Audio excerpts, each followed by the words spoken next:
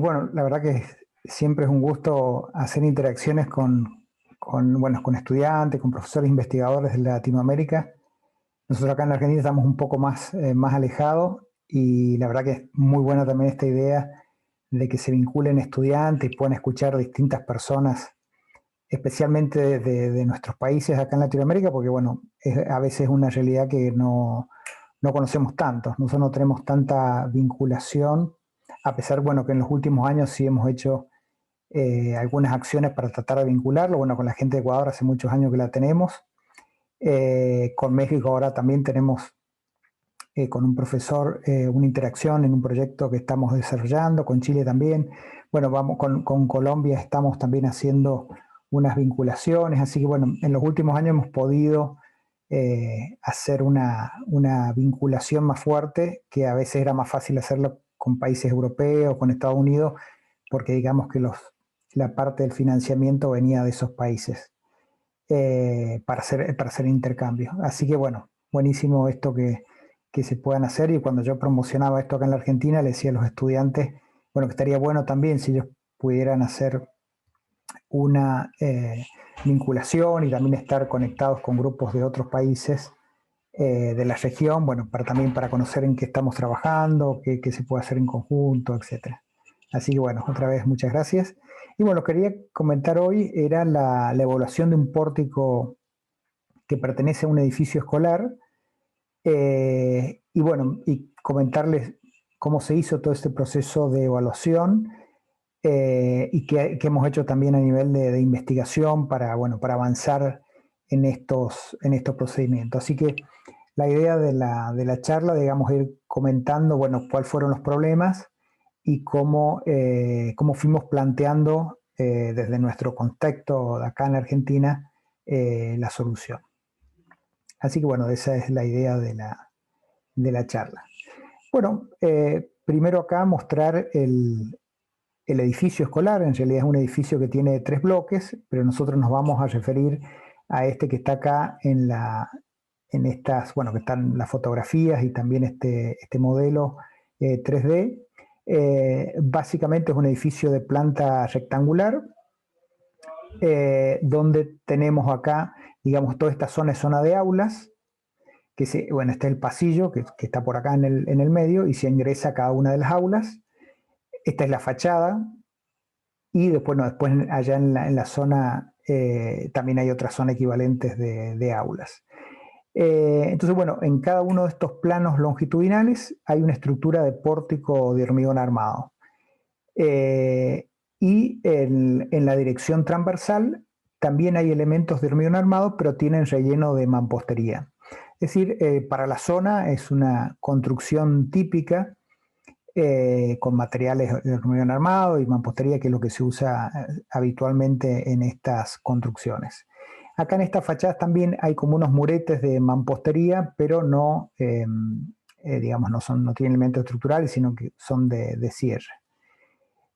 Así que bueno, nuestra propuesta es analizar hoy cómo hicimos la evaluación de estos pórticos sismorresistentes, bueno, que son de hormigón armado, qué criterios seguimos según la normativa argentina y según, bueno, normativas internacionales que nos parecen interesantes de aplicar.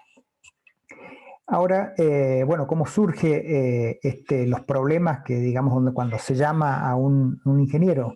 Bueno, tenemos que considerar que este edificio es de la década del 80 y, bueno, nuestro primer reglamento en Argentina es de la década del 70. Entonces, bueno, eran reglamentos bastante, digamos, como elementales. Tenía unas 10 páginas nada más.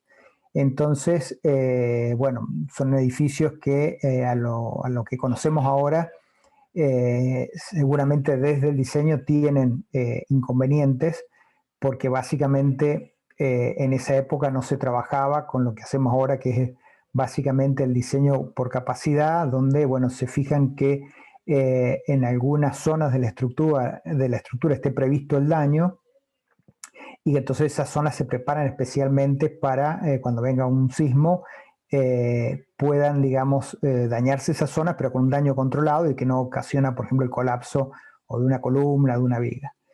En cambio, en esa época, bueno, la evaluación que se hacía era como a nivel general.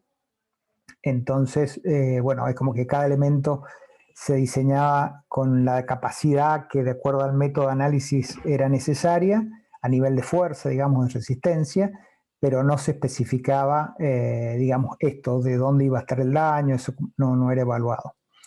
Entonces, bueno, presenta ya un problema por haber sido diseñada y construida con un reglamento antiguo. Y después, bueno, básicamente la gente que está en este edificio escolar, bueno, detectaba fisuras y también asentamientos. Bueno, las fisuras tenían que ver con ese asentamiento, pero básicamente eran los problemas que manifestaban. Y bueno, además el edificio está en una zona sísmica, o sea que eso agrega también una problemática a futuro en el edificio. Y también está vinculado, es vecino al otro bloque con apenas una junta de 3 centímetros.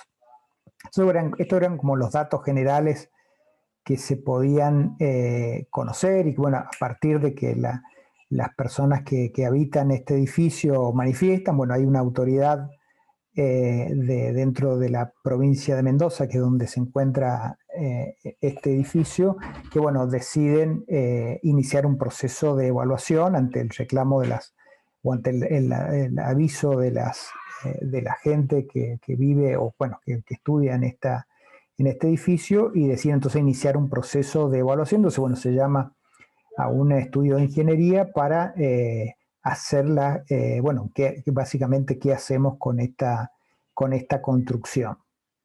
Entonces, bueno, es así como suelen surgir los problemas. No hay aquí en Mendoza, no hay una obligación reglamentaria de que los edificios esenciales tengan que ser, digamos, adecuados cuando hay un cambio de reglamento. Solamente se exigen verificaciones cuando hay un cambio de destino, por ejemplo, si una serie de aulas cambiaran, en vez de aula fueran biblioteca, o bueno, que un sector de aula tuviese un destino de Zoom, etc. Bueno, básicamente cuando hay un cambio de destino, entonces o cuando se va a hacer una modificación, por ejemplo, si quiere agregar un nuevo bloque que va a afectar a la construcción existente, bueno, entonces ahí sí hay una necesidad de hacer un estudio de qué le puede pasar a la construcción con lo que se sabe ahora de la ingeniería sísmica. Pero si no, la construcción puede seguir como está, ya sea un hospital, una escuela, lo que sea, que no es obligatorio en nuestro reglamento hacer una evaluación. Pero bueno, a pesar de que no era obligatorio, como habían evidencias ya de algunas patologías o de algunas deficiencias, entonces decide la autoridad, digamos, a cargo de los edificios escolares, hacer esta evaluación, a pesar de que no estaba obligado, pero bueno, ante evidencia de daños que podrían ser importantes, sí se promovió esta evaluación. Bueno, para hablar un poco del tema de la problemática sísmica en particular de este edificio, bueno, básicamente está ubicado acá en la provincia de Mendoza, que es esta provincia que está acá, y en la zona norte, donde está este número 4, que es lo que marca el nivel de peligrosidad sísmica en la Argentina. Bueno, acá está Buenos Aires, la capital, que no tiene un nivel de peligrosidad sísmica 0, y la máxima es 4, justamente donde está ubicada acá la escuela que estamos considerando. Esto, bueno, básicamente todo el oeste argentino con una mayor peligrosidad sísmica asociado a que tenemos, bueno, la placa de Nazca que hace, por subducción se conecta con la placa sudamericana. Entonces, bueno, hay acá toda una zona asociada, por supuesto, en el límite con Chile, a una problemática sísmica. Y tenemos nuestros reglamentos nacionales, que básicamente es lo que se llama el IMPRES CIRSOC y el número 103, el que se refiere a sismo, y que está actualizado esta parte 1, que es la que define la demanda sísmica, en 2018.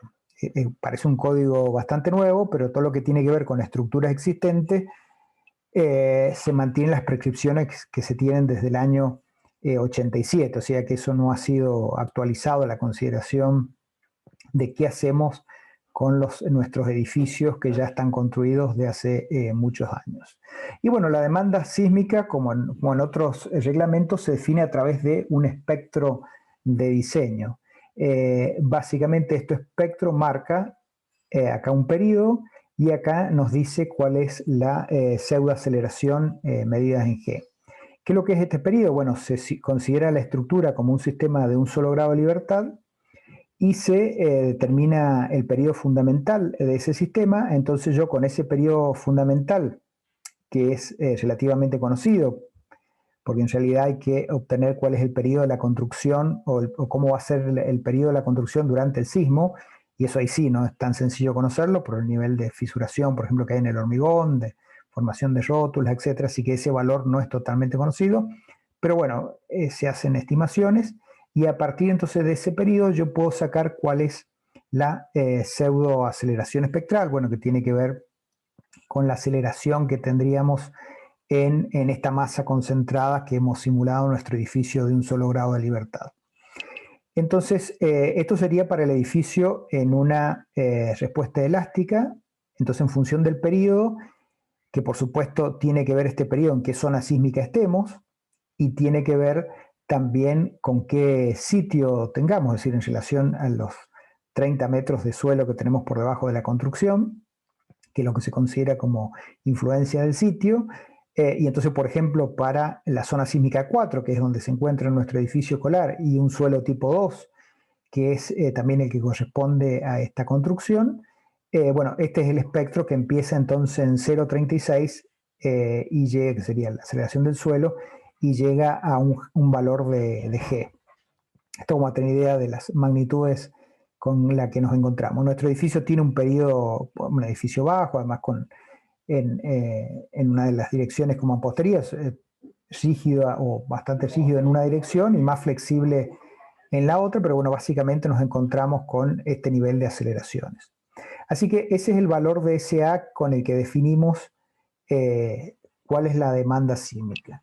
Ahora esa demanda sísmica después en el análisis se aumenta, por ejemplo, si el edificio es un edificio escolar, entonces debe multiplicarse por 1,30, también se aumenta más si es un hospital o este valor se hace igual a 1 si es un edificio convencional, pero como nosotros no hacemos análisis, no consideramos el comportamiento elástico del edificio, sino que vamos a considerar daño, es decir, vamos a considerar que se van a formar rótulas o que van a haber distintas zonas del edificio que no van a responder en campo elástico lineal, entonces se reduce por un factor R que tiene en cuenta básicamente cuál es la ductilidad que va a tener la estructura y cuál es también bueno, la sobreresistencia que tiene. Para tener ideas de, bueno, ya dijimos este valor de CA iba a ser 1, este gamma R iba a ser 1,3 en el caso de escuela, y este valor de R, bueno, hay que asignarle a la tipología estructural que tenemos. Nosotros estamos considerando en la dirección longitudinal pórticos de hormigón armado.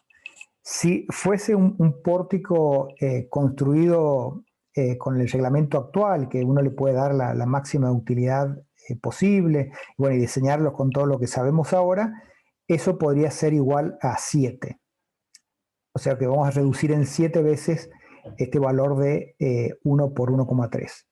Pero como tenemos un pórtico que no está diseñado de esa manera, porque fue diseñado con un código antiguo, entonces, bueno, consideramos como un pórtico de lo que se llama ductilidad limitada, y entonces ese valor de R vale 3 o 3,5, pero bueno, cuando hay mampostería también el valor de R vale 3. Es decir, cuando hay mayor sobreresistencia y cuando hay mayor capacidad de disipar energía, este valor es más alto, puede llegar a 7 en pórtico en el reglamento argentino, y cuando esa capacidad de disipar energía es menor, como en el caso de pórticos de utilidad limitada, o como sería nuestro caso, o como en el caso de estructura de mampostería, eso baja a 3,53.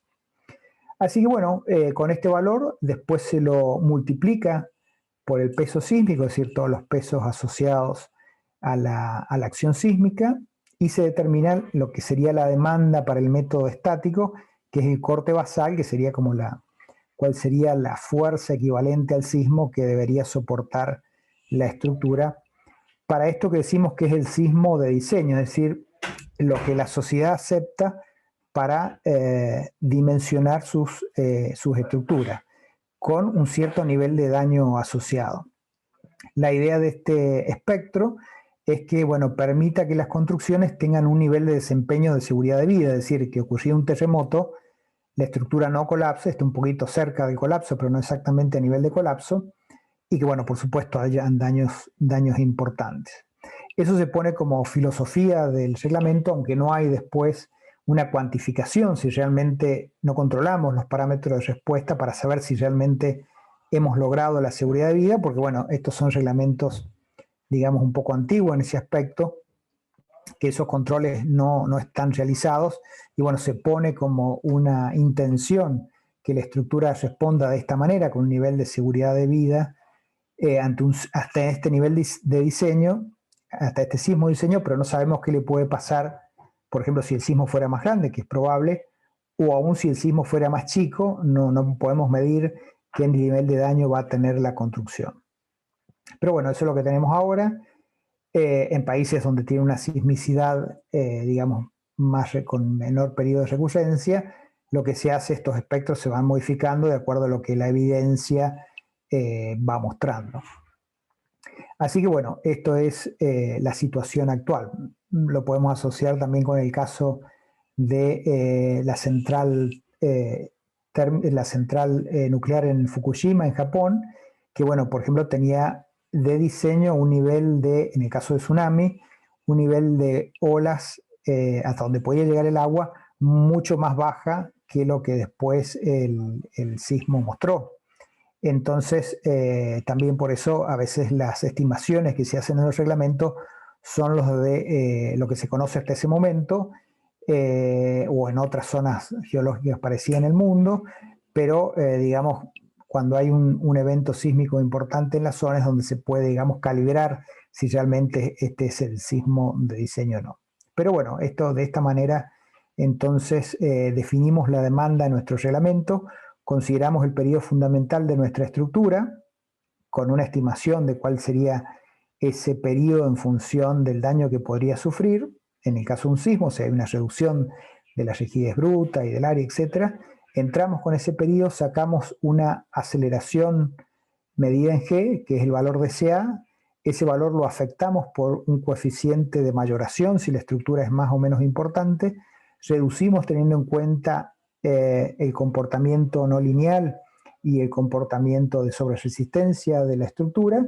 Con eso sacamos un coeficiente sísmico, lo multiplicamos por el peso sísmico y eso nos da el corte basal, que es básicamente la demanda. De esta manera está definido en nuestro reglamento y en muchos reglamentos cómo se considera el tema sísmico, que es un problema, digamos, importante en este edificio escolar, más allá de las patologías que habíamos dicho de asentamientos por un problema particular que no era sido el tema sísmico.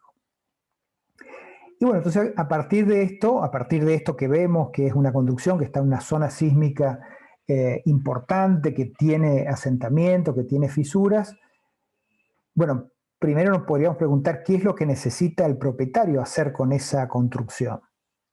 Porque el propietario podría decir, bueno, por cuestiones económicas o por lo que fuera, bueno, nosotros queremos solamente reparar fisuras y detener el asentamiento. Es decir, no nos importa o sí nos importa, pero en este momento no podemos atender, que es una construcción antigua y que si lo analizamos con el reglamento actual, seguramente que vamos a encontrar más problemas. Pero pueden decir, bueno, me adapto al reglamento argentino, no estoy obligado, como no voy a hacer modificaciones en la construcción y no le voy a cambiar el uso, no estoy obligado a hacer alguna evaluación particular, entonces me dedico simplemente a, por ejemplo, detener el asentamiento, que eso básicamente es impedir que el agua siga ingresando al terreno de fundación, básicamente porque hay, como veíamos en las fotos, bueno, una serie de jardines donde incorporan agua, y también por un patio interno también tenía un desnivel hacia la zona de construcción, y eso originaba también que, bueno, que el terreno de fundación tuviese ingreso de humedad, y eso disminuía también su capacidad resistente al suelo y provocaba los asentamientos.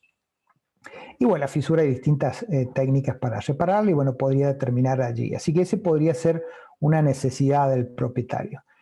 Otra necesidad podría ser, no, queremos nosotros adaptarlo al reglamento actual y pueden decir, bueno, queremos que para que la construcción siga funcionando, si, bueno, si hay un sismo de diseño, que los daños permitan ser reparados rápidamente y que en poco tiempo la construcción pueda funcionar nuevamente. O no, o más todavía, pueden decir, no, nosotros queremos que esa escuela, en el caso de un sismo, sirva de refugio para las personas que se queden sin casa, y entonces queremos que para el sismo de diseño se mantenga operacional, es decir, que haya que hacer después arreglos o reparaciones muy menores, pero que la escuela siga en funcionamiento aún con la ocurrencia del sismo de diseño. O que para los sismos que ocurren cada 20 o 30 años, no tengamos ningún nivel de mantenimiento especial para hacer para la construcción. O sea que son distintas situaciones que el cliente puede plantearse de acuerdo a lo que quiera y de acuerdo a cómo considere el nivel de seguridad que quiere para sus edificios escolares. Y lo otro, bueno, es si se trata, por ejemplo, de una escuela privada donde hay un solo dueño del edificio, bueno, está bien hacer la metodología que vamos a considerar ahora para una escuela. Ahora, si estamos hablando de un gobierno de una ciudad o de una provincia, bueno, lo conveniente no es considerar una escuela en particular, sino considerar muchas escuelas, porque entonces ahí uno puede definir cuáles son los problemas que tiene esa ciudad o esa provincia y a partir de allí definir una acción de evaluación general, no específica, y en base a eso decir, bueno, no, necesitamos que estas vulnerabilidades sean atacadas en forma prioritaria. Estas, bueno, pueden pasar una serie de tiempo. Bueno, se puede definir un plan de acción en cómo intervenir esas construcciones. Así que todo esto es lo que puede el propietario preguntarse, o, bueno, nosotros también desde la ingeniería podríamos asesorarnos. Por eso acá planteamos, bueno, desde la ingeniería civil, cuando nos enfrentamos, cuando el cliente, bueno, o el propietario de un edificio nos plantea una determinada situación, nosotros entonces podemos, bueno, asesorarlo de acuerdo a esto. Entonces nosotros podríamos decirle que al propietario o al cliente, de acuerdo a lo que se trate, de que podemos hacer nosotros desde la ingeniería civil una evaluación sísmica y determinar, por ejemplo, si para esa escuela en particular es necesario hacer una reparación o una rehabilitación tanto de la estructura, y lo que hay que considerar también de forma muy importante son los elementos no estructurales. Ya sabemos también que, bueno, en países como pasó en Chile en el 2010, en el caso del Aeropuerto Internacional de Santiago, donde no tuvo fallas estructurales, pero sí fallas de elementos no estructurales. Por ejemplo, caían las placas de los cielos rasos, y entonces eso hizo que una estructura, una construcción esencial como es un aeropuerto, no pudiera prestar servicio por unos días, por un tiempo, porque los elementos no estructurales habían fallado. Bueno, lo mismo en escuela, también es importante evaluar los elementos no estructurales y considerar qué pasaría en el caso de un sismo. Y hablamos de reparación y rehabilitación. Bueno, estas son palabras que aparecen, o refuerzo, que aparecen, y lo vamos a ver en la normativa americana. Nosotros el criterio que tomamos es la reparación, es con la idea de devolver a la estructura las condiciones que tenía inicialmente. Mientras que el refuerzo es mejorar su desempeño, por ejemplo, teniendo en cuenta lo que conocemos ahora de la ingeniería sísmica y las demandas que ahora nos planteamos como sismo de diseño.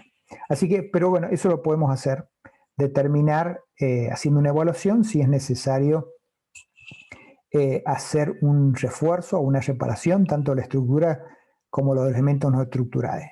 También podemos decir cuáles son los procedimientos para salvar patologías o deficiencias en la construcción. Esto que decíamos, bueno, no queremos que el agua de riego o de lluvia siga acercándose a las fundaciones de la construcción, y eso lo podemos también indicar.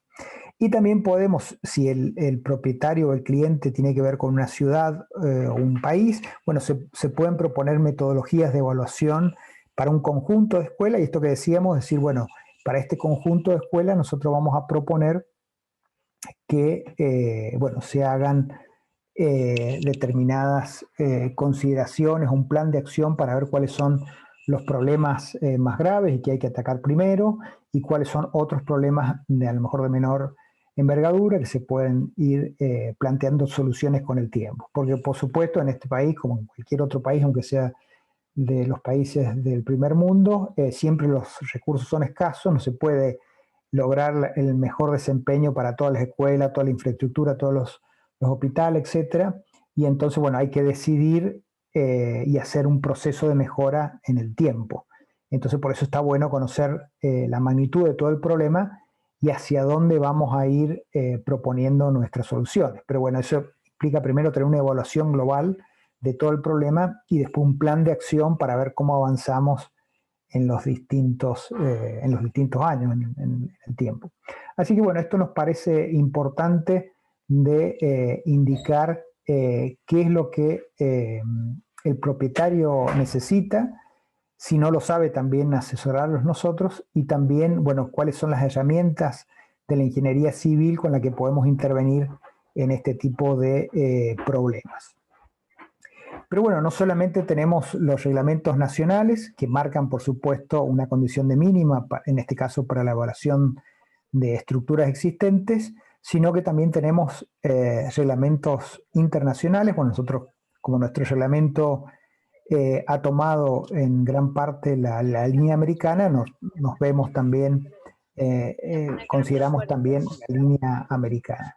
Bueno, un reglamento, digamos, un código modelo que tiene que ver con las construcciones existentes es este International Existing Building Code, que es básicamente un código modelo para construcciones existentes, que está su versión actualizada al 2021, que se puede acceder en forma gratuita a través de, bueno, en su página web. Y bueno, también entonces tiene distintas metodologías de evaluar construcciones en general, no necesariamente construcciones de tipo sísmico. Permite hacer distintos procedimientos de evaluación de estructuras, lo que se llama, y que después vamos a aclarar en esta charla, basada en desempeño, es decir, bueno, hacemos una evaluación o un refuerzo de una estructura o una reparación, pero en base al desempeño que nosotros queremos para esa construcción, por ejemplo, para un determinado nivel o para distintos niveles de demanda sísmica. Así que ese es el IEBC, es el código modelo generado entonces en Estados Unidos. Pero el anterior era para construcciones en general, y tenemos, digamos, también en Estados Unidos, una norma específica para lo que es la evaluación y el refuerzo sísmico de estructuras existentes, es decir, para considerar la acción sísmica, que en el caso del edificio escolar que consideramos es un problema fundamental. Entonces, bueno, esta norma, el ACE 41, perdón, que está actualizado el 2017, bueno, tiene distintos procedimientos de evaluación estructural con distintos niveles. También está basado en desempeño, es decir, tanto la evaluación como el refuerzo lo voy a realizar de acuerdo a cuál es el desempeño que yo quiero para mi estructura según distintos niveles sísmicos. Y después tiene una serie de capítulos dedicados a, bueno, cómo hacer el análisis y cuáles son los criterios de aceptación para estructuras existentes, qué pasa con las fundaciones, qué pasa con las construcciones que son de acero, hormigón, mampostería, madera, etcétera, qué pasa con los elementos, no solamente los elementos no estructurales, sino aquellos elementos que forman parte de la arquitectura, elementos mecánicos, componentes eléctricas, etcétera. Cómo considerar en la rehabilitación los nuevos sistemas, bueno, no tan nuevos, pero bueno, los sistemas que tienen que ver con el aislamiento y disipación de energía. Bueno, hay distintas, esto en general, distintas consideraciones a hacer tanto en la evaluación como el refuerzo en la estructura. También hay un documento FEMA. El FEMA, ya esto no es una norma, pero sí es una guía. El FEMA es la Agencia Americana de Manejo de la Emergencia en Estados Unidos, entonces saca una serie de documentos que algunos de ellos después se transforman en normas, pero en este caso es particular con la versión anterior del ACE 41. Este también es un documento interesante porque plantea ejemplos, tanto, bueno, no está el de estructura de hormigón, pero sí para acera, mampostería, etcétera, cómo hacer este proceso de evaluación ya en concreto en un edificio en particular y cómo hacer el proceso de refuerzo y, bueno, y todo lo que es el análisis para decir si ese procedimiento de refuerzo es adecuado de acuerdo a los criterios de aceptación que plantea el reglamento.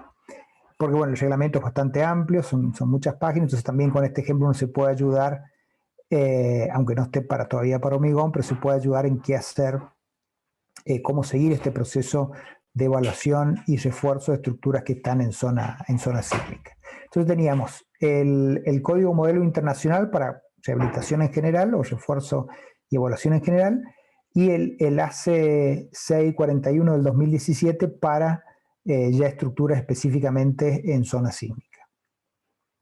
Bueno, también se puede hacer una evaluación y refuerzos específicos para edificios de hormigón armado, y entonces ahí ya nos vamos a la American Concrete Institute, al Instituto Americano del Hormigón, donde se plantea también procedimientos de evaluación y refuerzos específicamente para este tipo de estructuras. Entonces tenemos el ACI 369 del 2017, entonces para distintas tipologías de hormigón armado se plantean especificaciones particulares de cómo hacer una evaluación o un refuerzo de estructuras. Bueno, el mismo ACI 318, que es el reglamento base para diseño de estructuras nuevas de hormigón armado, en su versión 2019 ya sacó un capítulo específico para la evaluación de resistencia de estructuras existentes, y tiene un apéndice también que da prescripciones de cómo hacer una evaluación de historia en el tiempo, o sea, una evaluación dinámica no lineal de la estructura. Así que también ya se van incorporando en estos reglamentos más generales, también referidos al ACI.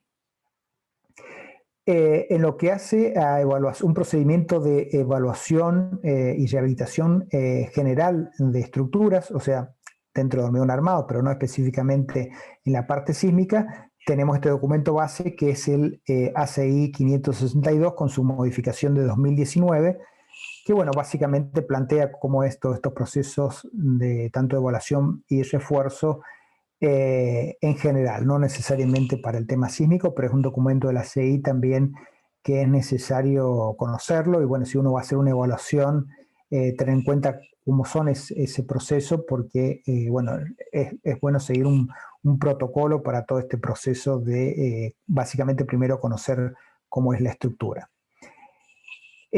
Ahora, ¿qué es que cuando ya estamos en el sitio, digamos, y queremos hacer esta evaluación referida a cómo está la estructura en su condición actual? Bueno, podemos seguir el ACI 364, también del 2019, que es una guía de evaluación de la estructura antes de la rehabilitación y una evaluación que se hace en terreno. Entonces, básicamente ahí está planteado la consideración de cómo consideramos toda la evaluación existente, cómo planteamos la investigación de campo para conocer las propiedades que tiene la estructura en cuanto a parámetros mecánicos o en cuanto a eficiencias y patologías, cómo hacer los ensayos y muestras y cómo se evalúan todos esos ensayos para después finalmente terminar en un reporte o en un informe de esta evaluación que se hace de una construcción. Y también hay otros reglamentos que en campos nos ayudan, por ejemplo, a conocer las distintas patologías que podemos tener en estructuras de hormigón armado. Esto está en el ACI 201 del 2016. Cuáles son todos los métodos o consideraciones sobre los métodos de ensayos que podemos hacer en el lugar, también para estructuras de hormigón armado. Esto está en el ACI 228 1R del 2019. Y también todo lo que hace a ensayos no destructivos, que son la mayoría de los ensayos que es conveniente hacer en una estructura existente. Esto está en el ACI 228 2R, esta todavía no está actualizado, sigue siendo en el 2013. Es decir, que hay un montón de, hay reglamentos base, y después hay un montón de guías que nos dicen cómo hacer todo el proceso de evaluación y de refuerzos en general. Hay específicos para estructuras de hormigón armado y hay específicos para estructuras de hormigón armado sometidos a acción sísmica, y tenemos todas estas guías que nos dicen también en el campo qué es lo que tenemos que hacer como una evaluación y como toda una serie de ensayos que son necesarios para conocer la estructura. Nosotros en particular en la escuela hicimos una evaluación de condición de sitio, entonces por ejemplo se hicieron excavaciones para ver cómo estaban las fundaciones y cuál era el nivel de, de patología existente o también de dimensiones, básicamente parámetros geométricos básicos, también es necesario conocerlos en este proceso de evaluación.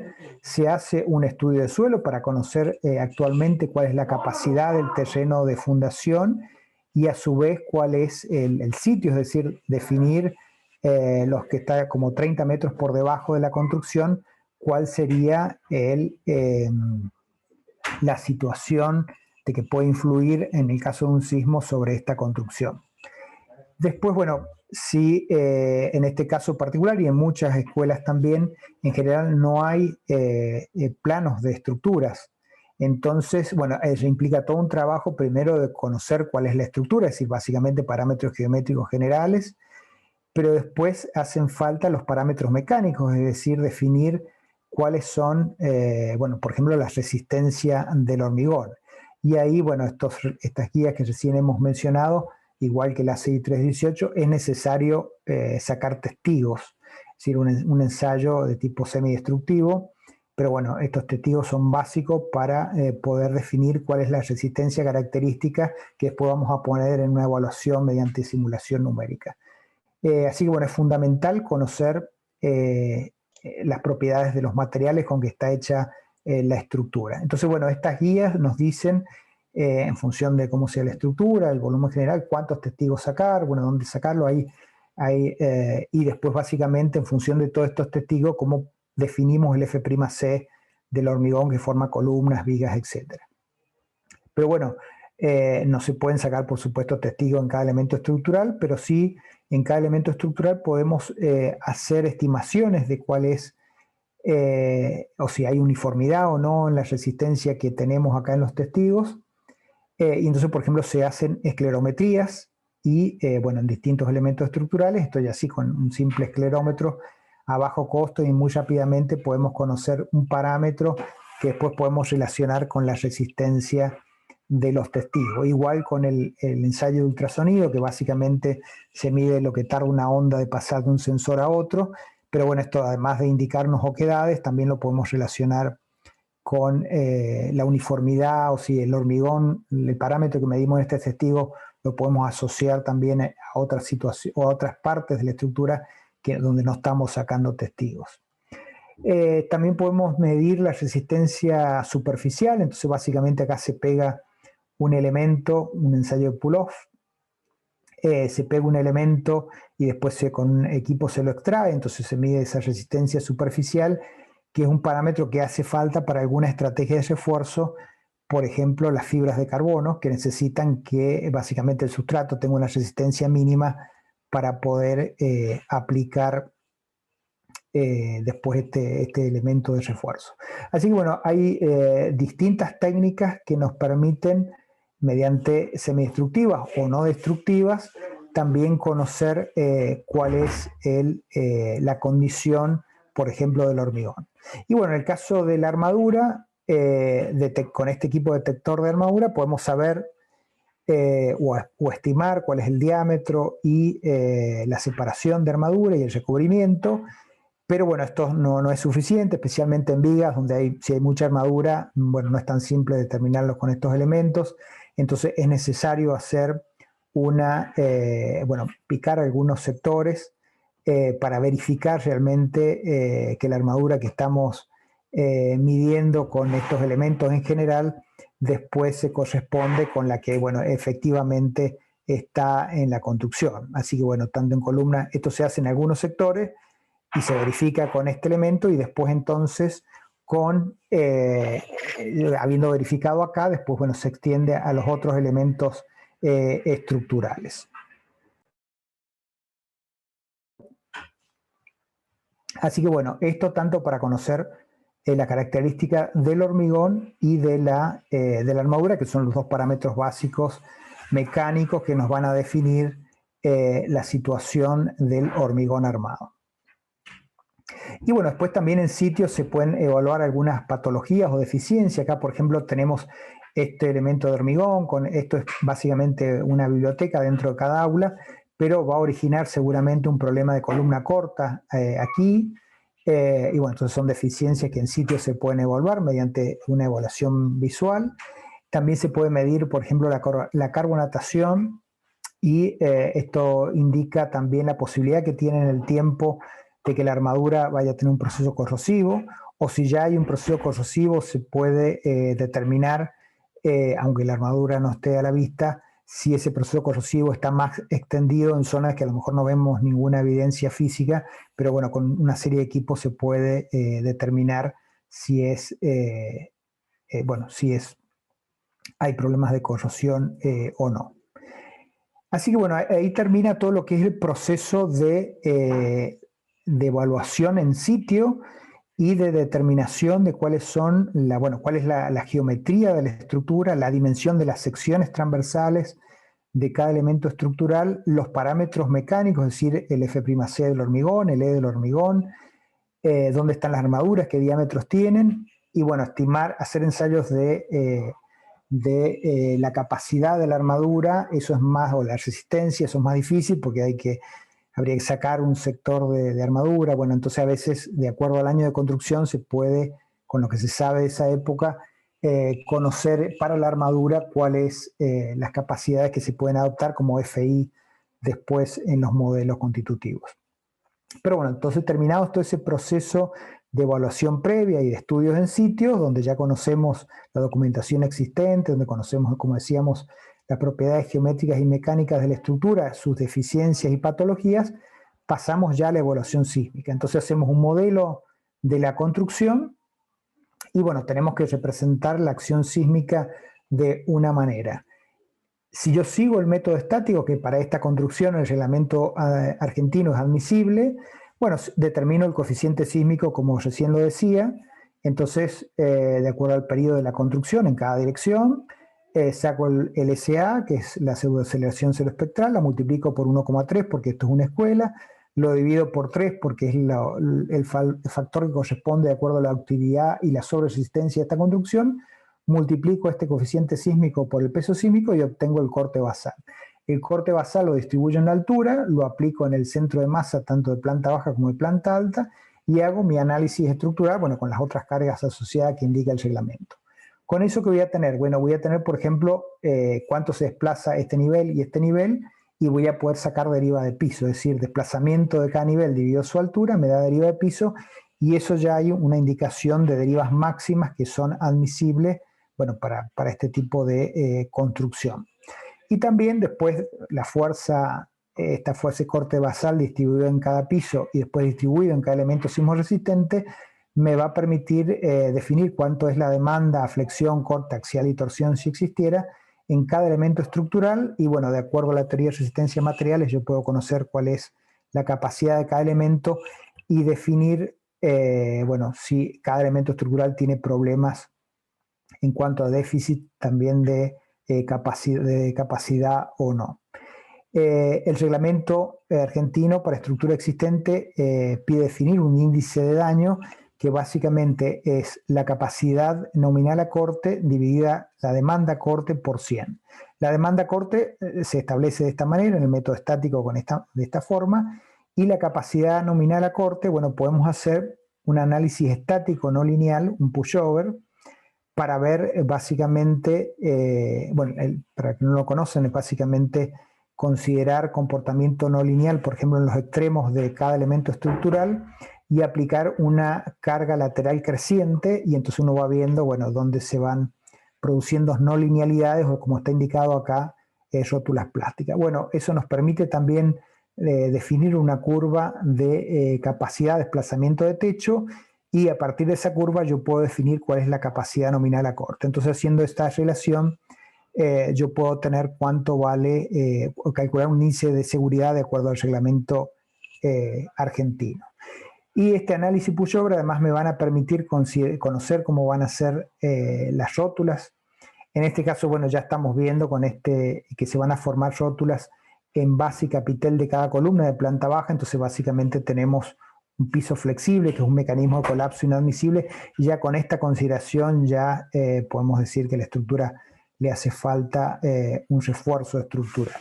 Más allá de que a lo mejor además hayan, como también pasaba, elementos que tengan una capacidad del corte insuficiente o elementos que tengan una capacidad insuficiente a flexión, bueno, ya tenemos un problema global que lo está marcando acá, además que los desplazamientos o las derivas de piso son excesivas. Pero bueno, este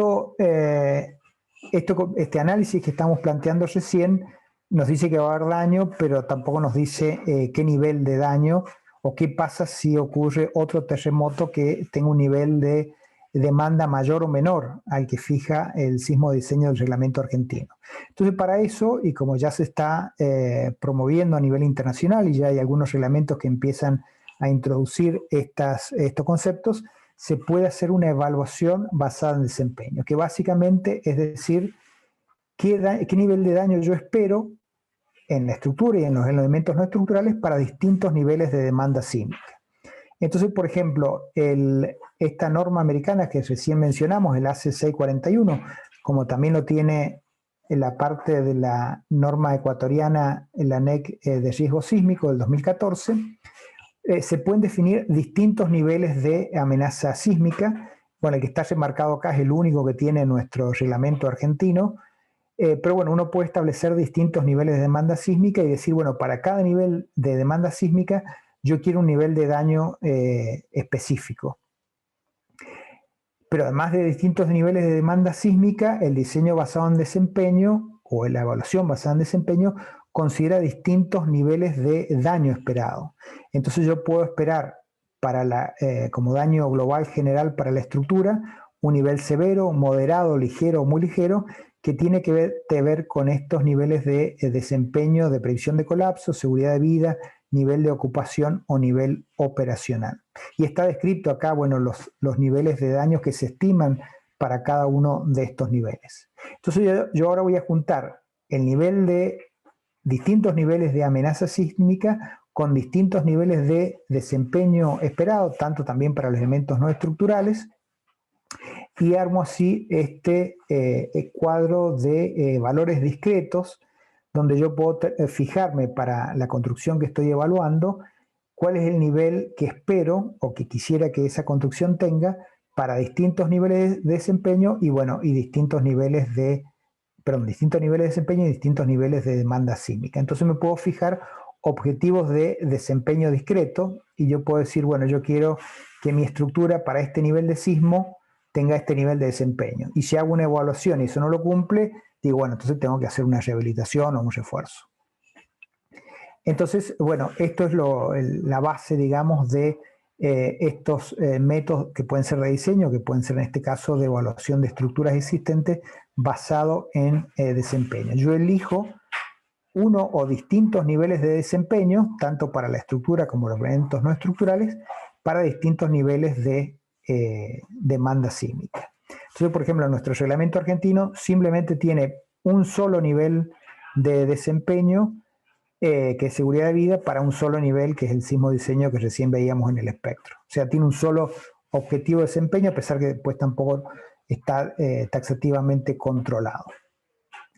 La norma ecuatoriana, por ejemplo, tiene para escuelas específicamente, cuando se van a reforzar, dos niveles de desempeño. Entonces dice, por ejemplo, que para este nivel de demanda sísmica, para las escuelas se necesita que tengan un nivel de seguridad de vida y para este nivel mayor de demanda sísmica se requiere un nivel de prevención de colapso. Entonces ya vemos, ya hay objetivos de desempeño por lo menos para dos niveles de demanda sísmica y, bueno, y específicos para escuelas. Para hospitales serán demandas, un nivel de desempeño más exigente y para construcciones convencionales menos exigente. Pero bueno, ya vemos cómo hay reglamentos actuales aquí en Latinoamérica que hacen consideración de esta evaluación basada en desempeño. La norma esta que recién mencionamos está basada en desempeño, el reglamento del NEC que estamos mencionando en Ecuador está basado en desempeño y también tenemos guías para hacer esta evaluación basada en desempeño como esta propuesta en la Chicina en Chile que es lo que se va a incluir o se espera incluir en la próxima modificación 2000, bueno, dentro de un par de años de 2025, creo aproximadamente podría salir la actualización del reglamento chileno con la consideración del diseño basado en desempeño como una opción. O está esta guía que, si bien es para edificios altos del PIR de Estados Unidos, también se puede aplicar a nivel conceptual también para edificios más bajos. Y bueno, los reglamentos también especifican básicamente cómo hacer un análisis con estas estructuras para hacer una evaluación basada en desempeño, que básicamente, tanto en la norma americana como en la de Ecuador, implica usar procedimientos no lineales, ya sea del tipo estático no lineal como del tipo dinámico no lineal. Y entonces, bueno, ¿qué hacemos con este análisis? Y bueno, evaluamos, por ejemplo, la estructura tanto para el sismo de diseño como para un máximo esperado. ¿Cómo se pasa del sismo de diseño al máximo considerado? Bueno, por ejemplo, la norma americana dice el espectro de diseño, multiplíquelo por 1,5 y va a obtener los espectros de diseño para el terremoto máximo considerado. Y en cada nivel de tanto el sismo de diseño como el máximo considerado, yo me planteo los criterios de aceptación. Por ejemplo, a nivel local, para estructura de hormigón armado, el nivel de aceptación local requiere controlar la rotación plástica máxima en lo que serían los nudos de pórticos. Y a nivel global me implica controlar cuál es la deriva máxima de entrepiso, teniendo en cuenta si hay elementos o no estructurales. Cuando voy a analizar la misma estructura, pero ahora bajo un sismo de mayor demanda, como es el máximo considerado, bueno, también estas guías o estos reglamentos me dicen cuál va a ser a nivel local, por ejemplo, la rotación plástica máxima que puedo aceptar tanto en columnas y vigas, y bueno, a nivel local, bueno, ya a nivel de no se evalúa, por lo menos en esta propuesta del reglamento americano. O sea que esto que estamos diciendo de distintos niveles, de distintos objetivos de desempeño, se cuantifica en la estructura. Cuando hago este análisis no lineal, se cuantifica tanto a nivel local como a nivel global. Entonces yo puedo decir, sí, para este nivel de demanda sísmica, como es el sismo de diseño o como es el sismo máximo considerado, yo puedo, haciendo estas verificaciones, ver si mi estructura cumple o no cumple con lo que el nivel de desempeño que se cuantifica con estos valores, que, como decíamos, el reglamento argentino fija, por ejemplo, un nivel de desempeño de seguridad vial, pero no se cuantifica en forma tan taxativa como están en estos reglamentos o en estas guías. Así que hay un procedimiento racional de hacer esta evaluación basada en desempeño. Y si no cumplo estas consideraciones, bueno, será necesario hacer un refuerzo, entonces propongo el refuerzo y después hago esta verificación para ver si ese refuerzo se cumple. Bueno, nosotros hicimos, en el caso de la escuela, una evaluación de análisis dinámico no lineal basada en desempeño, y entonces, bueno, elegimos una serie de registros sísmicos, 7, porque después también hicimos una consideración de refuerzo con sistema de disipación pasiva de energía. Entonces, bueno, lo que pide la norma americana es tomar al menos 7 registros con sus 2 componentes horizontales. Y como en la zona estaría la posibilidad de terremoto, ya sea de falla lejana como de falla lejana, bueno, elegimos 7 registros de un tipo y 7 registros de otra clase.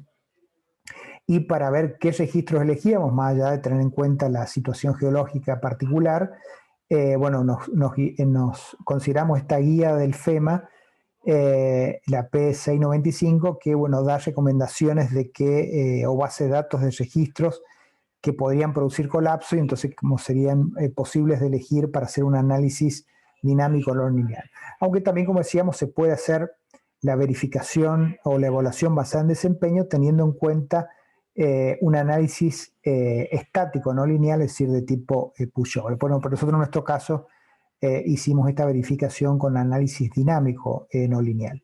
Entonces, bueno, los registros se escalan al espectro, tanto el espectro de diseño como el espectro máximo considerado, y en este caso considerando los 2 tipos de registro de falla lejana y de falla cercana. Y entonces esos registros adaptados al espectro de diseño tanto como decíamos, y el espectro máximo considerado, después esos registros son los que se colocan en el modelo estructural y se evalúan los parámetros de respuesta para el modelo. Por supuesto, tienen que tener las consideraciones de no linealidad del modelo para que yo cuando le coloque todos estos 7 registros y estos otros 7 registros, bueno, pueda tener una respuesta no lineal. Esto, como decíamos, si hago un análisis dinámico, pero para este nivel de estructura también se puede hacer un análisis estático no lineal que, por supuesto, consume mucho menos tiempo de cálculo y de análisis de resultados. Y bueno, a partir entonces de este análisis, con todos estos registros, nosotros sacamos parámetros de respuestas y, por ejemplo, podemos evaluar cuál es el nivel de desempeño que tiene cada rótula cuando intervienen estos sismos. Entonces, para cada sismo, bueno, acá hay para un sismo particular, bueno, no, están para todos los sismos, para las columnas y para las vigas. Bueno, podemos ver que en este caso las vigas están en un nivel de desempeño de la seguridad inmediata, o sea, ocupación inmediata. En cambio, en planta baja, tanto en el primer y segundo piso, para todos los sismos del piso 1, las rótulas estarían a nivel de colapso, o sea, sería inadmisible, habría que hacer un refuerzo. Bueno, y para los otros, el terremoto, por ejemplo, vaya cercana con pulso, lo mismo. Y también, bueno, se evalúan derivas de piso y desplazamientos máximos para ver el efecto de choque, etc. Pero entonces, básicamente, en el análisis dinámico no lineal, tenemos que tener un modelo no lineal de la estructura, o sea, considerar la no linealidad del material, y puede ser también no linealidad geométrica. Y entonces, como excitación o como demanda sísmica, lo que hacemos es colocar 7 registros, las componentes en las 2 direcciones, 7 registros que han sido escalados de acuerdo al sismo de diseño, y después repetimos el estudio escalando estos mismos registros, pero ahora al espectro del terremoto máximo considerado. Entonces podemos tener 2 parámetros, para cada registro, 2 parámetros de respuesta para ver si a nivel del sismo de diseño se cumplen con estos digamos, parámetros tanto locales como globales, o si para el sismo máximo considerado también cumplimos con este parámetro local en columnas y vigas de hormigón armado. Así que bueno, este es el procedimiento de evaluación basada en desempeño que hemos considerado en este edificio escolar, a pesar de que en la construcción que se hizo una evaluación real, pero no se llegó a este nivel de estudio, sino que se mantuvo el análisis que se había hecho en los reglamentos, en el reglamento argentino, es decir, basado en un modelo estático o en un modelo también de análisis, pero solamente dinámico, lineal. Bueno, como consideraciones finales podemos decir que de acuerdo a la evaluación que se ha realizado en este edificio en particular, bueno, tiene un mecanismo de colapso inadmisible por formación de rótulas en base y capitel de las columnas. Las derivas de piso son excesivas y con desplazamientos que harían posible el choque con la construcción vecina.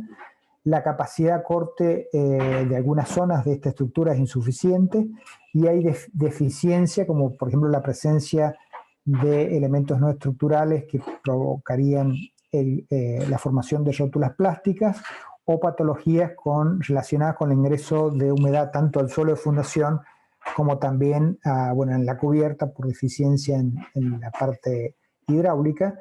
Y entonces, bueno, básicamente hay que hacer un refuerzo de los elementos estructurales y no estructurales y también salvar las deficiencias y patologías detectadas. Esto como una conclusión de este proceso de evaluación particular en estos elementos de hormigón armados. Y como una conclusión más general, podríamos decir que para la evaluación de una estructura existente es conveniente seguir protocolos. El reglamento argentino no los tiene, es muy limitado lo que hace en la consideración de construcciones existentes, y entonces, bueno, es necesario recurrir a normas internacionales o a guías que en el caso de estructuras de hormigón, a través de todas estas guías ACI que hemos mencionado, son bastante amplias y hay mucho material que nos sirven para hacer esas evaluaciones. Y bueno, también que se considera que la evaluación basada en desempeño digamos, es la metodología de evaluación más conveniente porque nos permite en forma racional definir cuál es el nivel de daño que podemos esperar para distintos niveles de demanda sísmica, y eso, bueno, en el caso específico de escuelas, es necesario que la autoridad de aplicación defina qué es lo que quiere para sus edificios escolares, y también pensando en esta situación que, bueno, que es necesario comunicar y que seguramente, bueno, en la mayoría de los casos no está tan clara, que vamos a hacer, por ejemplo, toda una propuesta de refuerzo que si estamos definiéndola solamente para seguridad de vida, bueno, ocurrido un terremoto, va a haber que invertir un montón de dinero después porque la estructura se va a dañar, por más que esté reforzada, porque bueno, está previsto para un nivel de desempeño que se acepte el daño de esa construcción, solamente se evite el colapso. Entonces, bueno, tener en cuenta eso para que lo que estamos haciendo, tanto en evaluación como en propuesta de refuerzo, sea conocido por el cliente o el propietario, para que, bueno, confirme si es ese lo que quiere u otro nivel para su construcción. Así que, bueno, eso es lo que quería compartir. Muchas gracias por su atención. Acá también está mi correo electrónico por si quieren hacer una comunicación. Pero bueno, ahora quedamos también con las preguntas que quieran formular. Muchas gracias, doctor. Los que gusten preguntar, está abierto el apartado de respuestas y preguntas. Muy interesante, doctor, y muchas gracias por permitirse el tiempo para brindar este pequeño webinar, pero pues estuvo muy nutrido con diferentes, pues, de su experiencia, ¿no? Igual, si me deja compartir, por favor, para... Sí. Gracias. Igual agradecerle a Carla, no sé si quieras decir algo.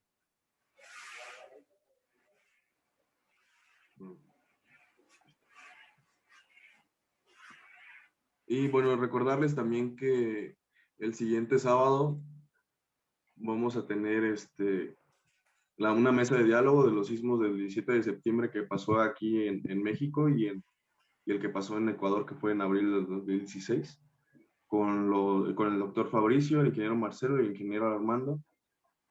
Nos estarán acompañando la siguiente semana. Pues no sé si alguien tenga alguna pregunta, si no, pues quedaría más que agradecerle a usted, ingeniero, por su tiempo y pues esperando que más adelante pueda brindarnos un poquito más de su tiempo.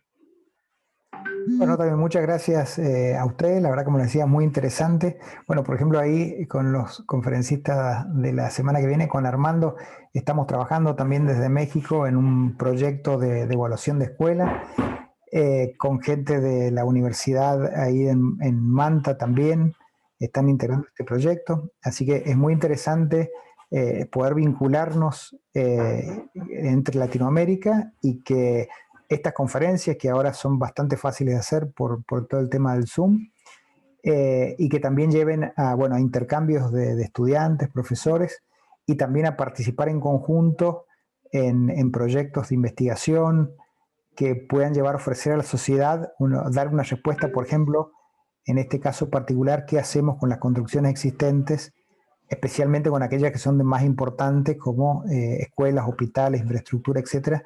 Así que yo creo que hay mucho para interactuar y para poder sacar, digamos, conclusiones y acciones específicas que podemos recomendar a nuestros gobiernos, bueno, a la sociedad en general.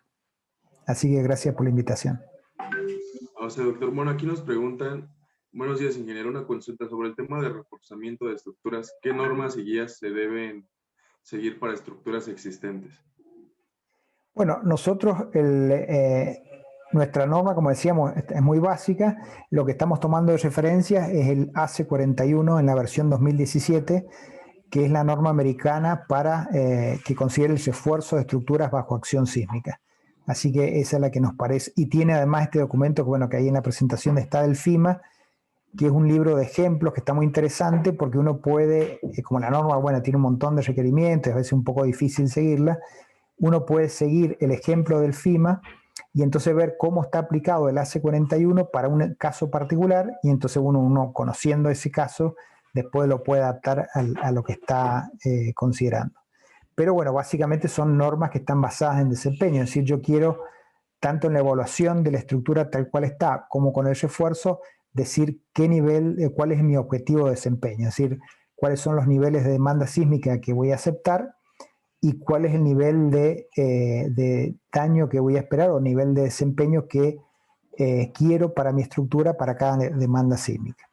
Así que la AC41 y bueno, y la norma ecuatoriana, que está en español y básicamente toma los requerimientos del AC41, es interesante como para tener de base para el refuerzo de estructuras existentes. Vale, aquí Jeremías nos comenta, muy interesante presentación, muchas gracias por la invitación, ingeniero. Shirley Carvajal, muchas gracias, ingeniero, un tema muy interesante e importante.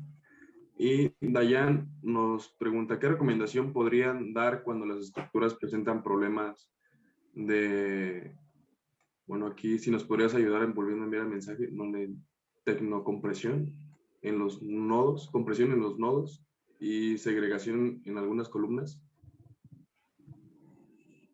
Bueno, no sé si el tema de nodos específicos, nosotros, bueno, en otra parte de esta escuela, por ejemplo, que había deficiencia, claro, generalmente la deficiencia que tienen estas estructuras de hormigón existentes con códigos antiguos, diseñadas con código antiguo, es que tienen una falta de capacidad de corte. Entonces, lo que hemos hecho para esta falta de capacidad de corte, hemos aumentado la capacidad con fibras de carbono, por ejemplo. Entonces uno logra de una manera rápida, porque también los edificios escolares hay que pensar en estrategias de refuerzo que no impliquen mucho tiempo. Si uno tiene que sacar la escuela de funcionamiento 6 meses, todo un problema que se hace con, bueno, fuera de la pandemia, ¿no? ¿Qué se hace con los estudiantes durante ese tiempo? Entonces hay que pensar en estructuras que se puedan aplicar rápidamente, y nosotros hemos aplicado refuerzo, por ejemplo, de nudos de pórticos de hormigón armado con fibras de carbono. Y si hay segregación, bueno, habrá que también una patología local que antes de aplicar este refuerzo habrá que, bueno, picar y recomponer esa sección de hormigón. Así que, bueno, está también ahí en una de las guías de la CEI que mencionamos estas distintas patologías que podemos encontrar en el hormigón armado, y también hay sugerencias de cómo, dentro de la CEI, muchos documentos de cómo hacer la consideración para las distintas patologías. Pero básicamente ya hay muchas estrategias que ya se vienen aplicando hace mucho tiempo, y entonces, bueno, también está bueno conocerlo y saber cómo se pueden implementar. Muchas gracias, ingeniero. Harold nos pregunta, buenos días, ingeniero, felicitaciones por la ponencia. Mi consulta es, en el Perú cerca del 70% de las construcciones son autoconstrucciones de manera informal. ¿Cómo podríamos hacer llegar una normativa básica sismorresistente a los maestros constructores de este tipo de construcción? Bueno, nosotros estamos dedicados solamente a la parte de escuelas, ¿no? Pero es todo un problema a nivel internacional. ¿Qué hacemos con las distintas construcciones? Por ejemplo, esto también que es bastante común en Latinoamérica, de construcciones que han sido ni siquiera diseñadas con un reglamento, sino que, bueno, es de autoconstrucción. Así que esto es un problema bueno, que hay que seguir pensándolo. A nivel internacional se está trabajando mucho desde Naciones Unidas y, bueno, y entidades asociadas. Está, por ejemplo, Naciones Unidas para la Reducción del Riesgo de Desastre, que es una entidad particular dentro de Naciones Unidas, y están promoviendo lo que se llama ciudades resilientes, es decir, cómo para una ciudad en particular yo puedo pensar estrategias para reducir el riesgo.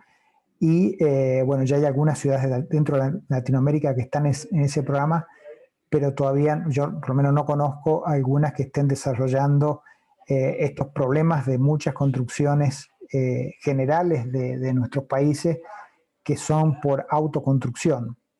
Así que, bueno, es un tema que hay que seguir pensándolo, hay que seguir investigándolo, y ahí también tienen que ser técnicas que se puedan aplicar a bajo costo y que se puedan aplicar en forma masiva. En Perú sé que se han hecho trabajos pero bueno, hay que pensarlos ahora a nivel de ciudades, y esta oportunidad de ciudades resilientes que está dentro de Naciones Unidas es interesante como para también vincularse y, bueno, y ver también qué es lo que se puede hacer desde las universidades o de la ingeniería civil para colaborar en este problema. Gracias, doctor. Javier García nos pregunta, ¿qué tipos de ensayos realizaron para obtener los resultados de la calidad y patología de los materiales? ¿Fueron destructivos o no destructivos? Bueno, en armadura, como les decía, nosotros no tomamos simplemente lo que conocíamos del acero a nivel de datos del fabricante para esa época, porque si no hay que romper una parte de la estructura, sacar, digamos, una cierta longitud de acero, por lo menos 3 muestras, y esas muestras ensayarlas. Entonces sería como un nivel muy destructivo y no lo hicimos porque no había una zona en la estructura que permitiera hacer eso. Así que en el acero estuvimos más limitados. Pero en el hormigón, bueno, se sacan testigos, que eso es semidestructivo, porque se hace un hueco y después hay que rellenarlo. Pero bueno, eso con un detector de armadura se ve que ese donde se vaya a sacar el testigo no afecta la armadura, o sea, se trata de hacer, y se hace en lugares donde se sabe que la demanda a sismo o a cargas verticales sea menor. Entonces, bueno, se saca una cierta cantidad de testigos que en estas normas, por ejemplo, la 562 de la CI, está especificado. Y después, pero claro, esos testigos son muy limitados, entonces nos da el valor de la resistencia o una estimación de la resistencia en cierta zona. Después, para conocer si eso se está relacionado con toda la estructura, bueno, se trabajan con ensayos no destructivos. Un ensayo simple es la esclerometría, que es se mide el rebote de una esfera cuando impacta sobre la superficie de hormigón. Eso no nos da resistencia, en realidad nos da uniformidad del hormigón. Es decir, si el rebote es el mismo en distintas superficies, quiere decir que el hormigón estaría en condiciones iguales, y entonces lo podemos relacionar. Si hacemos esclerometría donde sacamos el testigo, podríamos tener una indicación si la resistencia en esa zona es igual o no. Bueno, también la esclerometría está afectada por si hay carbonatación, etc. Bueno, pero nos da un índice. Después también se hace ultrasonido, es decir, se hace medir el pasaje de la onda a través de la viga y del hormigón, y eso también se puede relacionar con, y también se hace donde se saca el testigo, entonces se puede relacionar con la resistencia del hormigón. Y bueno, estos son los ensayos básicos para conocer las propiedades del hormigón, básicamente para poder determinar el F'C y el E, que son los parámetros que necesitamos para después hacer nuestros modelos computacionales y después definir entonces si con ese modelo si la estructura cumple o no cumple con la condición de desempeño que buscamos. Pero básicamente para la armadura no hemos hecho ensayos, para la mampostería tampoco, es bastante complicado para la mampostería porque hay que tener gatos especiales y medir el parámetro sobre el muro. Y para el hormigón sí, hay varias estrategias de tanto ensayo semidestructivo como ensayo no destructivo para conocer las propiedades. Muchas gracias, ingeniero. Paso a la siguiente pregunta, que es de Víctor. Excelente ponencia, ingeniero, respecto al análisis de desempeño de la estructura al tener derivas excesivas y que producen golpeteo con edificaciones vecinas. ¿Qué se recomienda hacer para reducir esas derivas? Muchas gracias. Bueno, nosotros lo que propusimos a nivel de, bueno, lo que se va a ejecutar, ya inició el proceso de refuerzo de esta escuela, pero propusimos rigidizar estos pórticos de hormigón armado. Y la forma más sencilla de rigidizar estos pórticos es con riostras metálicas. Entonces se agregan riostras en algunos vanos, que básicamente eran los vanos que daban hacia el exterior, porque bueno, también hay un tema de arquitectura. Cuando uno hace una intervención tiene que ver de no afectar la arquitectura. No podemos poner, por ejemplo, donde hay pasos de personas. Pero la zona de ventanas hacia afuera, como también las riostras no son tan grandes, bueno, no impiden el paso de la luz ni la visualización. Así que lo que se va a implementar es un sistema de control de derivas y de desplazamiento para evitar el choque con riostras metálicas. Entonces con eso le damos más rigidez a la estructura de hormigón armado.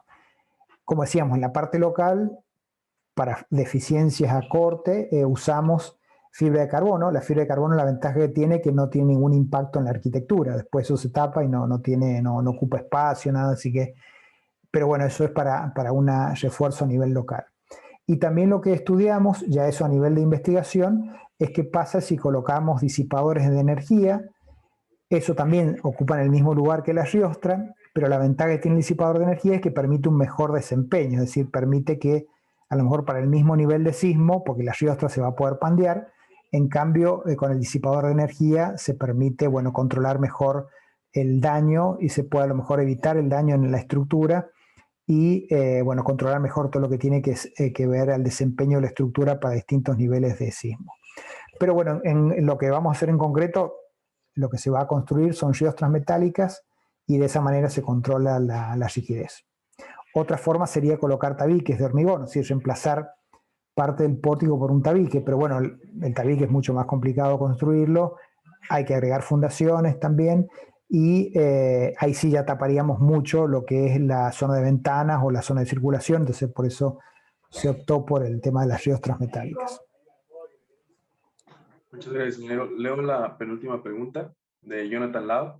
Saludos cordiales. ¿Nos puede indicar un poco sobre la metodología que utilizó para el, bueno, aquí dice escogitamiento de los registros sísmicos para la demanda sísmica? Sí, nosotros hay una base de datos que es la del PIR, que uno baja registros sísmicos de distintas partes del mundo. Entonces, ¿qué hacemos primero?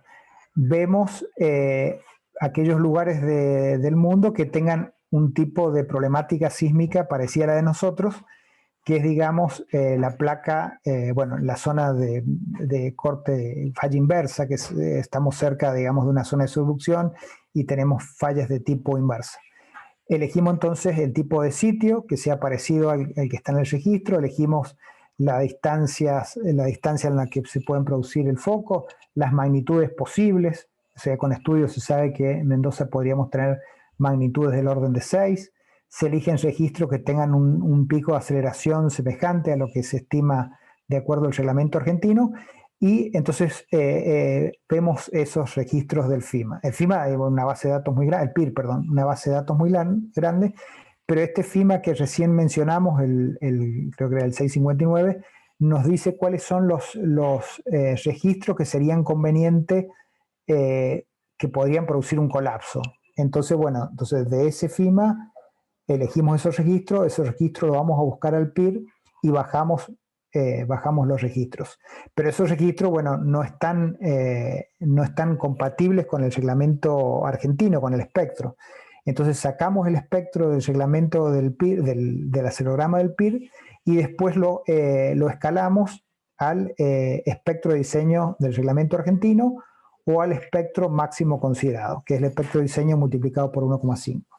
Y ese escalamiento se puede hacer a mano o se puede hacer, hay programas computacionales, por ejemplo con los programas de Seismosoft, que permiten hacer un escalamiento. O sea, uno pone el registro sísmico, pone el espectro de diseño y el programa hace un escalamiento y entonces uno después tiene registros sísmicos que están adaptados al espectro que uno quiere.